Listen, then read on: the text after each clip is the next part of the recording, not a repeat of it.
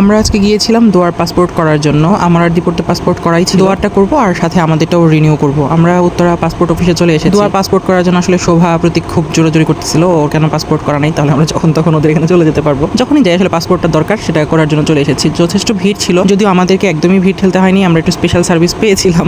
আমরা সাইডে এসে আমাদের কাজকর্ম সব কমপ্লিট করে ফেলেছি। দীপু হচ্ছে পেপারস রেডি করছে। আর অসংখ্য ধন্যবাদ প্রতীককে, ও আসলে সব ফর্ম টর্ম ফিল আপ করে দিয়েছিল, আমাদের ওরকম কিছু করতে হয়নি। জাস্ট ওখানে গিয়ে আমরা স্ক্যান করে নিয়েছি। আমি আর দোয়া ডাব খাচ্ছিলাম। এই তো মোটামুটি সব কাজ শেষ করে আমরা চলে এসেছি ছবি দেওয়ার জন্য। ছবি তোলার এখানেও মোটামুটি বেশ ভিড় ছিল। এই ভাইয়া হঠাৎ করে ডেকে কয়েকজনকে নিয়ে একটা পাশের রুমে নিয়ে এসেছিল, কয়েকজন মহিলাকে, যে আপনারা এদিকে চলে আসেন, আমি আপনাদের ছবি তুলে দিচ্ছি। কথায় কথায় দেখলাম যে উনিও কিশোরগঞ্জের মানুষ, ওনার সাথে বেশ ভালো খাতির হয়ে যায়। উনি দীপুকেও ডেকে এনে এখানে আমাদের কাজটা বেশ তাড়াতাড়ি খুব আন্তরিকতার সাথে করে দিয়েছে। আসলে আমি আর দীপু ছবি দিচ্ছিলাম, দেখে হচ্ছে দোয়াও চাচ্ছিল যে তার ছবি কখন নেওয়া হবে। সে খুব ইগারলি দাঁড়িয়েছে ছবিগুলো তোলার জন্য। ওর ছবিগুলো মাশাআল্লাহ অনেক সুন্দর হয়েছে। ছবি তোলা শেষ করে আমরা পাসপোর্ট হয়ে যাওয়ার খুশিতে চলে এসেছি খেলনার দোকানে। দোয়াকে নিয়ে তাকধুমে আসছি আমরা। তাকধুমে খেলনার পাশাপাশি বাচ্চাদের অনেক ধরনের আইটেম পাওয়া যায় এখানে।